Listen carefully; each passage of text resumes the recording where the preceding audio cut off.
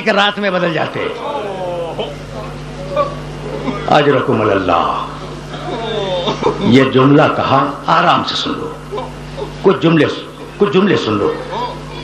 یہ جملہ کہا, بی بی اپنے حجرے میں آئی, شکایت کر کے باپ سے اپنے حجرے میں آئی, اور اب بیوی نے اپنے باپ پر گریہ شروع کیا. صبح ہے, بیوی اپنے باپ پہ رو رہی ہے, دوپہر ہے گریہ کر رہی ہے, شام ہے گریہ کر رہی ہے. ایک دن بیوی اپنے مسند سے ٹیک لگائے ہوئے لیٹی تھی, اتنے میں علی آئے. بنت رسول, آپ پر میرا سلام ہو. اور بنت رسول سننا بھائی, مدینے والوں نے آپ کو سلام کہا ہے, اور کہا ہے کہ آپ اپنے رونے کے لیے کوئی وقت معین کر لیں, اس لیے کہ آپ کے رونے سے ہمارے کاروبار دنیاوی میں خلل پڑتا ہے. فتنفست السعداء, شہزادی نے ایک ٹھنڈی سانس لی اور کہا, ابو الحسن مدینے والوں سے کہہ دیں کہ ان کے رسول کی بیٹی انہیں زیادہ دن پریشان نہیں کرے گی. ابو الحسن کہہ دیں کہ ان کے رسول کی بیٹی انہیں زیادہ دن پریشان نہیں کرے گی. ابو الحسن, یہ پیغام تو تھا مدینے والوں کے لیے, اور آپ سے ایک خواہش یہ ہے کہ آپ میرے لیے جنت البقی میں ایک حجرہ بنا دیں جس میں میں اپنے بچوں کو لے کر جایا کروں اور اپنے بابا پہ گریا کروں.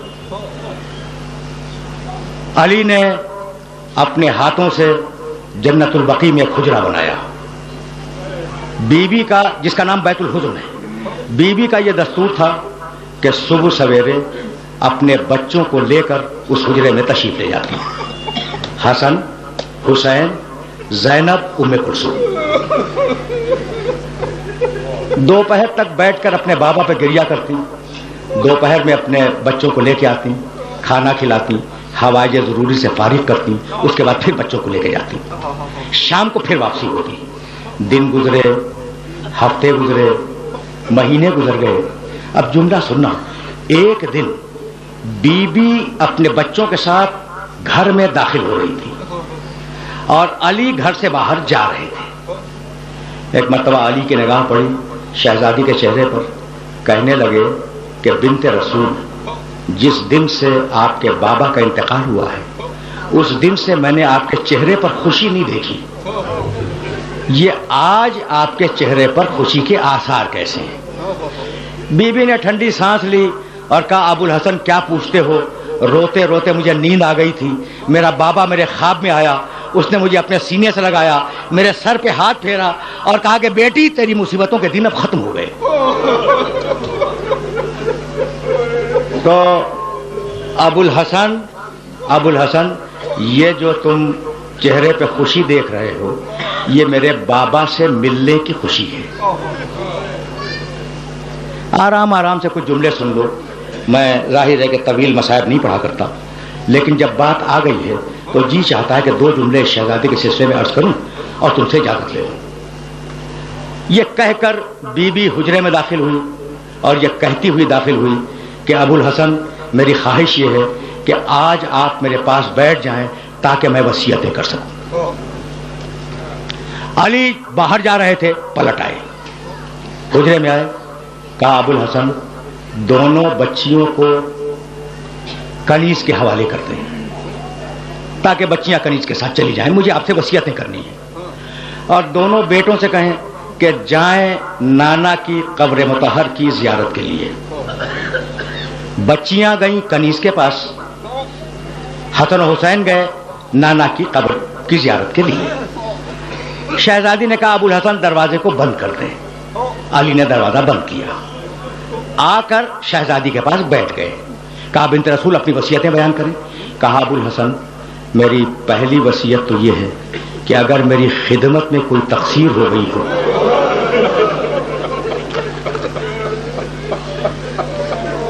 اجرکم اللہ. دیکھو تم نے گریہ کیا اور میری مجلس تمام ہو گئی. ابو الحسن اگر میری خدمت میں کوئی تقصیر ہو گئی ہو تو آپ قیامت کے دن کوئی مواخذہ نہ کیجیے گا, یہی معاف کر دیں. کہا, نہیں بی بی, تم سے آج تک کوئی تقصیر نہیں ہو. کہا ابو الحسن میری دوسری وصیت یہ ہے کہ میرے مرنے کے بعد میرے چھوٹے چھوٹے بچے یتیم ہوں گے، اگر ان سے کوئی لغزش ہو جائے تو ان سے ڈانٹ کے بات نہ کیجیے گا۔ علی کانپنے لگے، کہا بنت رسول تمہارے بچے صاحبان تطہیر ہیں، ان سے کسی غلطی کا امکان نہیں ہے۔ کہا ابو الحسن میری تیسری وصیت یہ ہے کہ میرا جنازہ رات کی تاریکی میں اٹھایا جائے اور میرے دشمنوں کو میرے جنازے میں شرکت کی اجازت نہ دی جائے۔ اور ابو الحسن میری چوتھی اور آخری وصیت یہ ہے کہ میرے دفن کرنے کے بعد مجھے بھول نہ جانا، کبھی کبھی میری قبر پر سلام کے لیے آتے رہنا۔ اجرکم اللہ۔ صدائیں بلند ہو گئیں اور اب ظاہر ہے کہ میں تقریر کو اپنے مرحلے پہ لے آیا، اب اس سے زیادہ زحمت سماعت نہیں دوں گا۔ علی نے وصیتیں قبول کی۔ ایک مرتبہ علی نے رو کے کہا کہ بنت رسول تمہاری وصیتیں تو میں نے قبول کی، لیکن اب میری بھی کچھ وصیتیں ہیں، انہیں قبول کرو۔ پہلی وصیت تو یہ ہے کہ میں جب تمہیں بیاہ کے لایا تو میں مفلس تھا، تمہاری خدمت کا حق ادا نہ کر سکا، تو اپنے بابا سے میری شکایت نہ کرنا۔ میری دوسری وصیت یہ کہ اپنے بابا کو میرا سلام پہنچا دینا اور انہیں بتلا دینا کہ ان کی امت نے میرے ساتھ کیا کیا۔ اور میری تیسری اور آخری وصیت یہ کہ میں مرنے کے بعد بھی سلام کے لیے آتا رہوں گا، لیکن شرط یہ کہ جب بھی سلام کروں اپنے کانوں سے جواب سلام سنوں۔ بی بی نے وصیتیں قبول کی۔ علی و فاطمہ، راوی بیان کرتا ہے، علی و فاطمہ بیٹھے ہوئے گریہ کر رہے تھے کہ اتنے میں زور زور سے دروازہ پیٹنے کی آواز آئی۔ بس آخری جملہ سننا اور مجھے اجازت دینا۔ شہزادی نے کہا ابو الحسن دیکھیں کہ یہ دروازے پہ کون آ گیا۔ علی نے پکار کے پوچھا دروازے کے باہر کون ہے؟ ایک مرتبہ روتے ہوئے بچوں نے آواز دی کہ بابا ہم آئے ہیں۔ ایک مرتبہ علی قریب گئے، دروازہ کھولا، دیکھا کہ حسن حسین دروازے پہ کھڑے ہیں اور رو رہے ہیں۔ کہا بیٹو میں نے تو تمہیں نانا کی قبر کی زیارت کے لیے بھیجا تھا، یہ تم اتنی جلدی کیسے آ گئے؟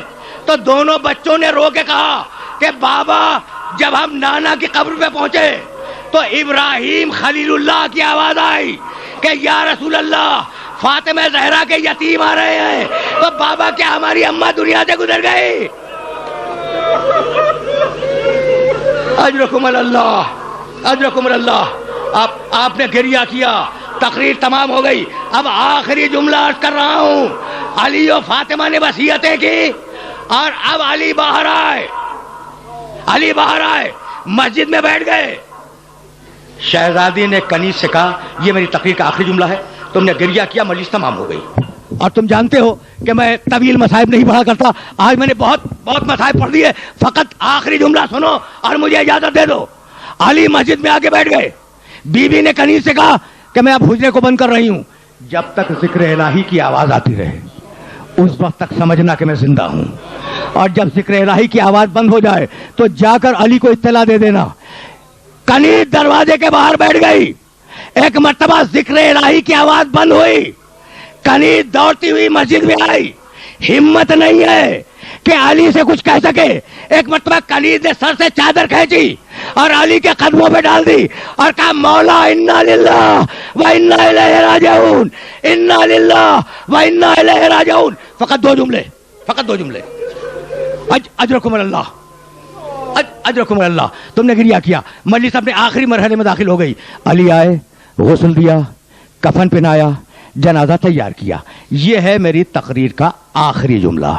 جب جنازہ تیار ہو گیا تو ایک مرتبہ آواز دی یا حسن یا حسین یا زینب یا ام کلثوم حلموا الی زیارت امکم۔ تمہیں کچھ معلوم ہے کہ ان بچوں کی عمریں کیا تھیں؟ حسن 7 سال کے تھے، حسین 6 سال کے تھے، شہزادی زینب 4.5 سال کی تھی، شہزادی ام کلثوم 2.5 سال کی تھی۔ آواز دی جنازہ تیار کر کے کہ حسن اپنی ماں کا آخری دیدار کرو، حسین اپنی ماں کا آخری دیدار کرو، زینب ام کلثوم اپنی ماں کا آخری دیدار کرو۔ گھر کی کنیز بیان کرتی ہے کہ 2 بچے دوڑتے ہوئے ماں کے پاس آ گئے، حسن آئے، ام کلثوم آئی، اور 2 بچے دروازے پہ کھڑے رہے، حسین کھڑے رہے، شہزادی زینب کھڑی رہی۔ علی نے آواز دی بچوں تم بھی تو آؤ۔ حسین نے رو کے کہا کہ بابا ہم اس وقت تک نہیں آئیں گے جب تک اماں ویسے نہ بلائے جیسے مریم نے عیسیٰ کو بلایا تھا. بس یہ سننا تھا کہ فاطمہ زہرا کے بندے کفن ٹوٹ گئے. ایک ہاتھ سے حسین کو بلایا, ایک ہاتھ سے زینب کو بلایا. دونوں بچے آ کر ماں کے سینے سے لپٹ گئے. ایک مرتبہ جبریل نے آواز دی کہ یا علی بچوں کو ماں سے الگ کرو ورنہ کائنات میں زلزلہ آ جائے گا. وَسَيَعْلَمُ الَّذِينَ ظَلَمُوا أَيَّ مُنْقَلَبٍ يَنْقَلِبُونَ رَبَّنَا تَقَبَّلْ مِنَّا إِنَّكَ أَنْتَ السَّمِيعُ الْعَلِيمُ.